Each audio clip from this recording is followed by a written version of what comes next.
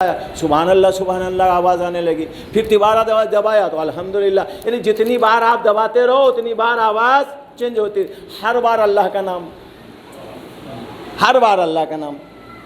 اب اگر بل بنانے والا کوئی ولایت علی والا ہوتا تو علی علی بھی ڈال دیتا ہے نا، لیکن اللہ نے یہی کام کیا۔ اللہ نے کیا کیا، جتنے بھی جنت کے دروازے ہیں وہاں جو اس نے بیل لگائی ہے نا، اس میں اس نے اللہ اللہ نہیں ڈالا، علی علی ڈالا۔ اب آپ جنت کا دروازہ جیسے ہی آپ کھٹکھٹائیں گے تو معلوم ہے آواز کیا آئے گی، یا علی یا علی یا علی یا علی۔ یعنی اللہ نے پورا جنت کا ماحول ہی علی کا بنا دیا۔ میں کہوں گا پروردگار یہ علی کی آواز کیوں آ رہی ہے؟ ارے کلے تم کو کیا پتا، خاتون محشر علی کی زوجہ،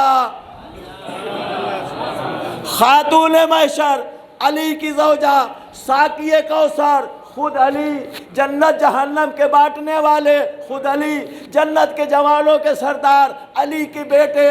تو محشر سے لے کر جنت تک ہر جگہ تو علی کا قبضہ ہے، جہاں ہر جگہ علی ہو تو اب وہاں کے اوپر سارا ماحول علی علی ہونا چاہیے۔ اب اگر تم بیل بھی دباؤ گے جنت کی تو وہاں سے بھی علی کی آواز نکلے گی۔ اب دنیا میں تم نے اگر علی سے محبت کی ہے تو اندر چلے جانا، عداوت کی ہے جہنم چلے جانا۔ ایک درود بھیجے محمد وآل محمد۔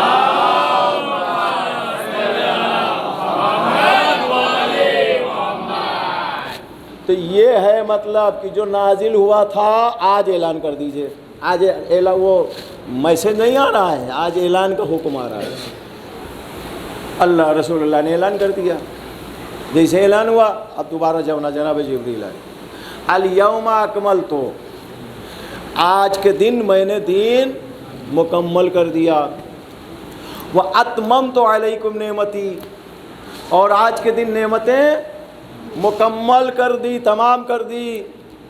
اور تیسرا جملہ بڑا بھیانک، وَرَضِیتُ لَکُمُ الْإِسْلَامَ دِینًا، اور آج کے دن میں تمہارے دین اسلام سے راضی ہوا۔ آج کے دن بھائی ہر چیز کا دو معنی اور دو رخ ہوتا ہے، یہ تو میں نے ایک والا بتایا، اب دوسرا والا پلٹ کے دیکھ لیجئے۔ آج کے دن دین مکمل ہوا، اس کا مطلب آج سے پہلے مکمل نہیں تھا۔ آج میں نے نعمتیں تمام کی، اس کا مطلب آج سے پہلے نعمتیں تمام نہیں ہوئی تھی۔ آج کے دن میں دین اسلام سے راضی ہوا ہوں، اس کا مطلب آج سے پہلے۔ اب سمجھے دین کیا ہے؟ علی کی ولایت نہ ہو تو اللہ اس کو مکمل بھی نہ سمجھے، اس سے راضی بھی نہ ہو۔ جہاں ولایت علی آ گئی دین مکمل بھی ہو گیا، اللہ خوش بھی ہو گیا۔ درود بھیجے محمد وآل محمد۔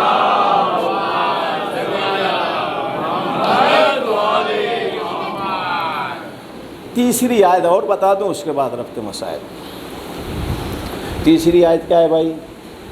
یہ بھی قرآن میں ہے، کہیں ادھر ادھر سے نہیں لے کے آیا ہوں۔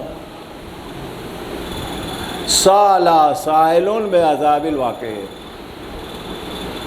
سائل نے سوال کیا عذاب کا، اور فوراً عذاب آ گیا، فوراً۔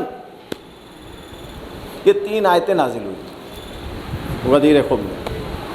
اکثر کوئز وغیرہ ہوتا ہے نا تو وہ اس میں سوال ہوتا ہے غدیر خم میں کتنی آیتیں نازل ہوئی، تو بچے بھٹک جاتے ہیں، وہ بیچارے ایک ہی سنے رہتے، تو اس لیے بھی میں مجلسوں میں اس طرح کا ذکر کر دیتا ہوں، یہ بچے جوان جو ہے تھوڑا سا ان کی دینی مذہبی معلومات آگے بڑھ جائے۔ یہ کیا تھا بھائی؟ اعلان ہو گیا، رسول اللہ نے سب کو حکم دے دیا کہ جاؤ علی کے ہاتھ میں بیعت کرو۔ وہ سب بیعت کرنے کے لیے آگے بڑھ گئے، اب لوگ آ رہے ہیں مبارکباد دینے کے لیے۔ اسی مجمع میں ایک آدمی آگے بڑھا، رسول اللہ سے پوچھ لیا اس نے، یا رسول اللہ یہ جو آپ نے اعلان کیا ہے یہ اپنی مرضی سے کیا اللہ کی مرضی سے؟ ارے بے عہدے پہلے قرآن تو پڑھ لے، قرآن میں صاف صاف لکھا ہے کہ یہ رسول میرا بغیر اللہ کی منشا کے کلام نہیں کرو، بولتے ہی نہیں. وما ينطق عن الهوى ان هو الا وحی یوحى. اللہ کی منشا کے بغیر بولتا نہیں. جب اللہ کی مرضی اور منشا اور ارادے کے بغیر بولتا نہیں تو پھر اس نے اپنی طرف سے کیوں کیا ہوگا؟ اللہ کی طرف سے بولتا تو اللہ ہی نے کروایا نا. اس نے قرآن بھی نہیں پڑھا تھا، اور اگر پڑھا تھا تو آنکھ بند کر کے پڑھا تھا. آنکھ کھول کے پڑھا ہوتا تو شاید یہ والی آیت اور اس کا معنی سمجھ میں آ جاتا. رسول اللہ نے کہا کہ دیکھو میں کوئی بھی کام اپنی مرضی سے نہیں کرتا ہوں، سب اللہ کی طرف سے کرتا ہوں. کہ اگر آپ اپنی مرضی سے کیے ہوتے تو ہم مانتے ہی نہیں، اور اگر اللہ کی مرضی سے کیا تو ہم کو ثبوت چاہیے. رسول اللہ نے کہا بھائی لے لے جو ثبوت تیری سمجھ میں آئے. اگر عقل مند ہوتا ثبوت بھی لے لیتا اور جان بھی بچ جاتی، لیکن بیوقوف تھا، بیوقوف نہیں تھا. جس کے دل میں علی کا بغض آ جاتا ہے نا، اللہ اس کی عقلوں پر پتھر ڈال دیتا ہے. یہ بغض علی کا نتیجہ ہے. بغض علی آ گیا. رسول اللہ نے کہا جو ثبوت مانگنا ہے تو مانگ لے، میں دیتا ہوں. کہیں اگر اللہ نے اپنی طرف سے یہ اعلان کروایا ہے تو میرے اوپر آسمان سے پتھر گرے. اور خود کہا ہے نا، اور قرآن میں موجود ہے، جیسے ہی اس نے کہا ویسے ہی آیا. اب ایک بات بتاؤ، دنیا میں اتنی بڑی زمین ہے، یہ میں اپنی طرف سے کہہ رہا ہوں، یہ نہیں سوچنا کہیں کتاب میں لکھا ہے. کچھ کامن سینس والی باتیں بھی ہوتی ہیں نا. بہت سارے ایریے ہیں، پہاڑی ایریے، بڑے بڑے پہاڑ، ہمالیہ جیسا. یہ بتاؤ پہلے آسمان سے لے کے 7ویں آسمان تک کہیں پہاڑ وڑ ہے؟ کوئی ذکر آیا؟ پہلے سے لے کے 7ویں آسمان تک کوئی پہاڑ وڑ کا ذکر آیا کہیں حدیث میں، قرآن میں کہیں؟ تو وہاں جب پتھر تھا نہیں تو اللہ بھیجتا کہاں سے؟ اور اس نے مانگا اور اللہ کو بھیجنا تھا. تو اللہ نے ایک جگہ ذخیرہ کر کے رکھا ہے پتھروں کا. پتہ ہے کہاں؟ جہنم میں. وہاں پہ جو آگ جلتی ہے نا وہ لکڑی سے نہیں جلتی، بڑے بڑے پتھر جلائے جاتے ہیں، بڑے بڑے پتھر. وہ آپ نے سنا ہے کہ جو جہنم کے شعلے ایسے سے بھڑک رہے ہوں گے، اوپر آ رہے ہوں گے. یہ جو جہنم کے شعلے اوپر آتے ہیں نا، کیوں آتے ہیں پتہ ہے؟ اس لیے کہ پتھر جلتا ہے، اور پتھر کی خاصیت ہے جب جلتا ہے تو چٹکتا ہے. آپ پتھر کا کوئلہ کبھی جلائے؟ نزدیک بیٹھ نہیں سکتے، کپڑا منہ سب جل جائے گا، ایسے چنگاری نکلتی، چٹک چٹک ہوتا ہے. وہ جلا ہوا پتھر ہے تب اتنا تیز ہے. اب آپ سوچو کہ وہاں پورا پورا پتھر جلایا جا رہا ہے، بڑا بڑا ٹکڑا، کیا حال ہوگا جہنم کا. اسی لیے کہا جاتا ہے کہ یہاں کی آگ سے 1000 گنا زیادہ گرم آگ ہے وہ جہنم کی، کیونکہ ڈائریکٹ پتھر جلایا جاتا اور اس میں انسان جھونکا جائے گا. اس نے کہا پتھر چاہیے. اب پہلے آسمان سے لے کے 7ویں آسمان تک پتھر کہاں تھا جو اللہ بھیجتا؟ جناب جبریل کو حکم دیا کہ جہنم کا ایک پتھر کا ٹکڑا پھینک دو. پتھر چاہیے تھا نا. اب جہنم سے ایک پتھر اٹھا، پھینک دو. وہاں پہ لال پیلا انگار والا جو ہے پتھر جناب جبریل نے اٹھایا، یہاں پہ پھینک دیا. بس جیسے ہی گرا وجود ختم ہو گیا. حضرت موسیٰ کی قوم نے کیا کہا تھا؟ اللہ کو دیکھیں گے. صرف نور چمکا تھا تو کوہ طور پورا جل کے راکھ ہو گیا، جو گئے تھے وہ بھی راکھ. موسیٰ اتنا بڑا نبی بے ہوش ہو گیا.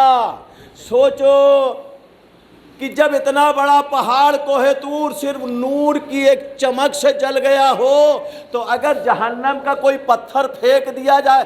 رسول اللہ نے کہا جلدی دور ہٹو، اس نے پتا ہے کیا مانگا، عذاب مانگا ہے، کہیں ایسا نہ ہو اس کے ساتھ تم بھی جمع ہو جل جاؤ. بس سارے اصحابی جتنے تھے وہ سب دور ہٹے. اوپر سے آسمان سے پتھر آیا، ایسا آیا سر کے اوپر پڑا، اس کا تو وجود مٹائی. زمین پر جہاں پہ وہ کھڑا تھا وہ زمین دور تک ایسی جلی کہ جیسے لگ رہا تھا کہ جہنم یہیں سلگ رہی ہو. معبود تجھ سے ایک سوال ہے. ایک بے نمازی زندگی بھر نماز نہیں پڑھتا اور تو ان کو حکم دیتا رہتا ہے لکھ، جب وہاں آئے گا تو بتاؤں گا. ایک روزے دار زندگی بھر روزہ نہیں رکھتا اور اللہ کوئی نہ سزا دیتا، نہ پتھر نہ پہاڑ نہ کوئی عذاب، ان کو حکم دیتا ہے لکھو، جب وہاں آئے گا تب بتائیں گے. ہر چیز کا حساب وہاں. غدیر میں فوراً عذاب۔ اللہ نے کہا تم کو پتا ہے جو میرا دشمن ہے مہلت دے دوں گا محشر تک کے، لیکن جب علی کا کوئی دشمن ہوگا 1 سیکنڈ کی مہلت نہیں دوں گا، یہاں بھی عذاب وہاں بھی عذاب۔ درود بھیجے محمد و آل محمد۔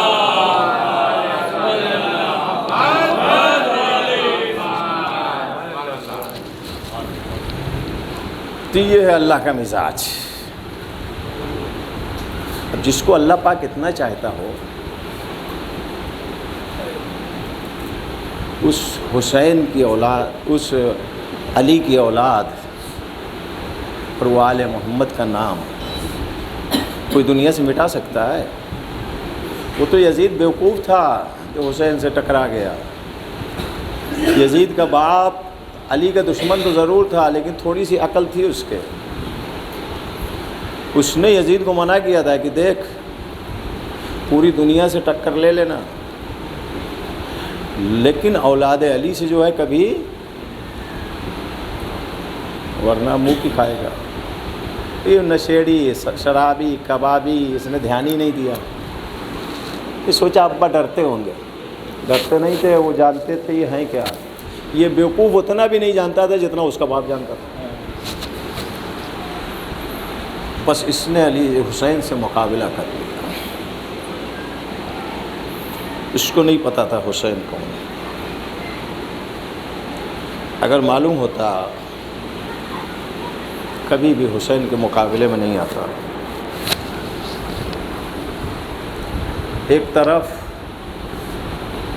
طاقت اور دوسری طرف مظلومیت، ایک طرف صرف اور صرف صلح اور دوسری طرف صرف اور صرف صبر۔ یزید نے ایڑی سے چوٹی کا پورا زور لگا ڈالا، پوری طاقت صرف کر دی،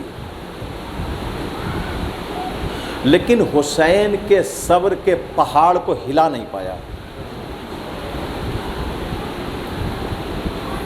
اور حسین تو بہت بڑی چیز تھے،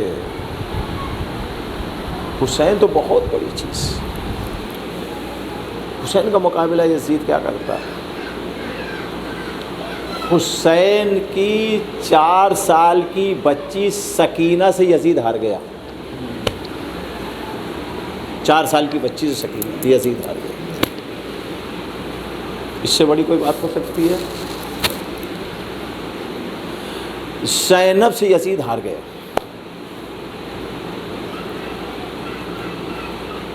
بیمار کربلا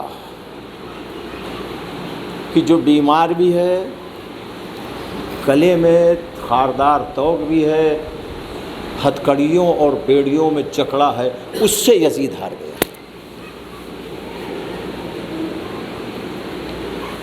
عزادارو، یہ جو ایام چل رہے ہیں نا، یہ ایام اب مظلومیت اہل حرم ہے۔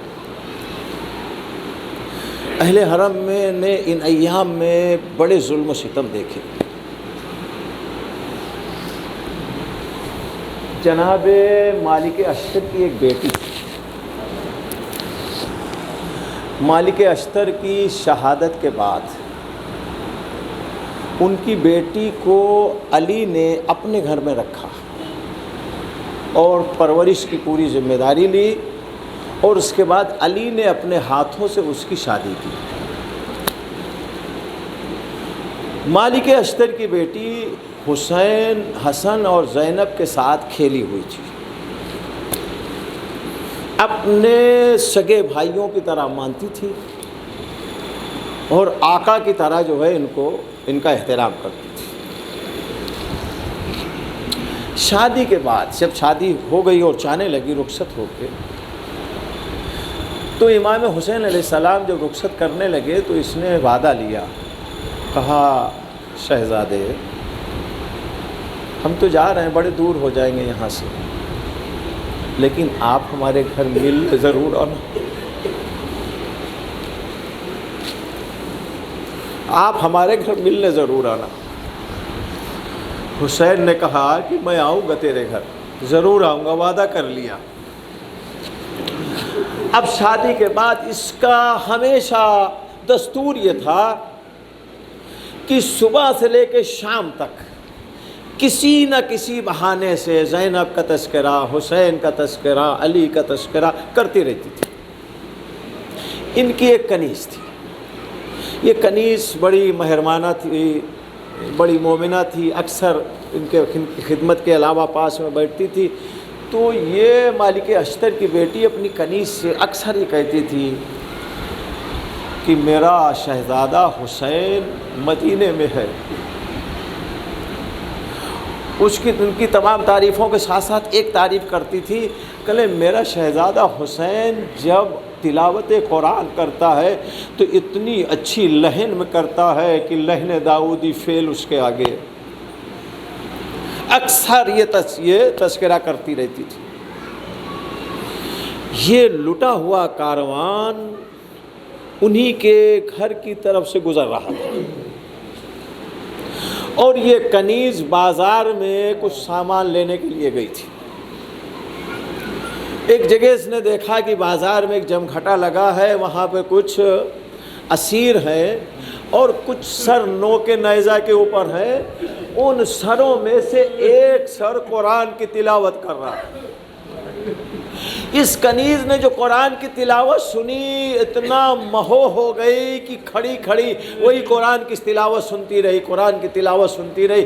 جب وہ کاروان وہاں سے خود سے گیا تب وہ کنیز ادھر اپنے گھر آئی۔ ادھر کنیز اتنی زیادہ تاخیر کر گئی، ادھر مالک اشتر کی بیٹی بڑی فکر مند ہے کہ حالات خراب ہیں، میری کنیز گئی، بہت تاخیر ہو گئی، پتہ نہیں کہاں چلی گئی، پتہ نہیں کہاں رک گئی۔ کافی دیر کے بعد ہاپتی کاپتی یہ کنیز پتہ نہیں سامان لیا بھی یا نہیں لیا، اور دوڑتی ہوئی مالک اشتر کی بیٹی کے پاس آئی اور کہنے لگی، اے میری مالکان، میں نے ایک آج عجیب و غریب ماجرا دیکھا ہے۔ کہنے کیا دیکھا؟ کہنے آپ ہمیشہ ہم سے یہ کہتی تھی کہ میرا حسین قرآن کی تلاوت جب کرتا تھا تو لحن داؤدی سے بھی اچھی تلاوت تھی، بڑا اچھا جو ہے اس کا لہجہ تھا، بڑی اچھی اس کی دھن تھی، بہت اچھی طریقے سے تلاوت کرتا تھا میرا حسین۔ اے میری مالکان، آج میں نے ایک شخص سے قرآن کی تلاوت سنی، ایسی تلاوت جیسے ہی اس نے تلاوت شروع کی پورا بازار ایک مرتبہ سناٹا چھا گیا،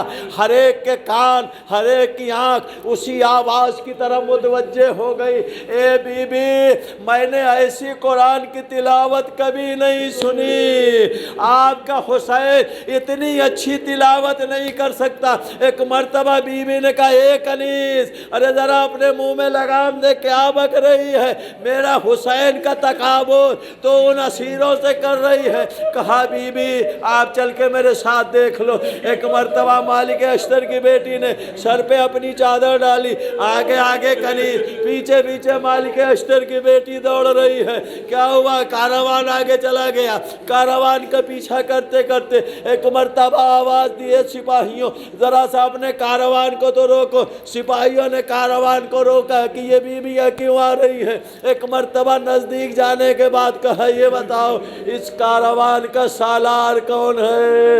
ایک مرتبہ کسی سپاہی نے عابد بیمار کی طرف اشارہ کر دیا، وہ اسیر ہے اس کاروان کا سالار۔ ارے بی بی وہاں پر گئی، ہاتھوں کو جوڑا، اے بیمار، اے اسیر، ذرا اپنا نام و تعارف تو کروا دے۔ عابد بیمار نے اپنی انگلی سے اشارہ